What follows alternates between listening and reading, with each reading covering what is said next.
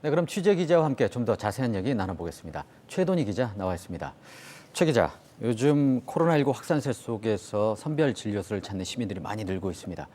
먼저 코로나19 검사 언제 어느 때 받아야 되는지 그 부분도 말씀을 해주시죠. 지금 상황에서 어떤 때는 없습니다. 의심이 되면 무조건 받는 게 좋습니다. 예전엔 확진자와 접촉했거나 이동 경로가 겹칠 경우 검사를 받도록 유도했는데 지금은 자이건 타이건 의심이 되면 무조건 받으라는 게 방역 당국의 설명입니다. 전문가들도 코로나19와 감기를 증상만으로 구별하기 어려운 만큼 스스로 판단하지 말고 적극적으로 검사를 받으라고 말합니다. 특히 요즘은 마스크를 잘 쓰기 때문에 호흡기 바이러스가 예전처럼 심하지 않아서 호흡기 증상이 있다면 코로나를 제일 먼저 의심해야 한다는 겁니다. 네. 시민들이 또 궁금해하는 부분이 있는데요.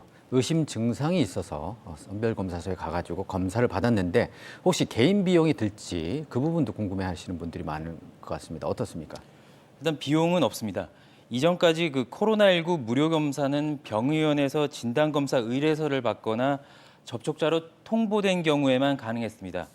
그런데 최근 사회적 거리두기가 2단계로 상향된 이후론 특별한 증상이 없어도 무료로 검사를 받을 수 있게 됐습니다.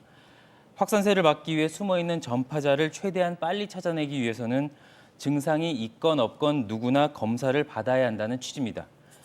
코 속에 면봉을 넣어 검사하는 이른바 PCR 검사는 모두 무료로 진행되는데 정확도는 다소 떨어지지만 검사 결과를 좀 빨리 받아볼 수 있는 항원 검사는 일부 자부담을 해야 합니다.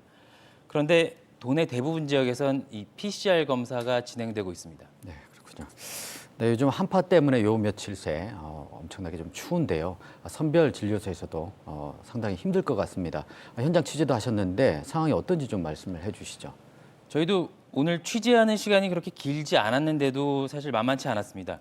특히 춘천시의 경우 선별진료소가 야외에 있다 보니까 추위에 그대로 노출될 수밖에 없는 구조였습니다. 검사자가 몰리면 많게는 2시간 넘게 야외에서 기다리는 상황도 발생할 수 있습니다. 특히 어르신이나 아동들 같은 경우 견디기 힘들었다는 얘기도 나오고 있는데요. 검사를 받으러 갔다가 감기 걸려오는 것 아니냐는 지적도 이해가 일부분 됩니다. 난로가 설치돼 있지만 거리두기 상황이라 모여있기도 사실 어렵고요. 네, 겨울철이라서 이제 불가피한 부분도 있지만 그래도 대책이 좀 필요해 보이는데요. 어떤 대책이 있습니까, 겨울철? 강릉시의 경우 전 시민 대상 검사를 진행하고 있는데 드라이브스루 방식입니다. 아시다시피 차에서 내리지 않고 모든 검사 과정이 가능한데요.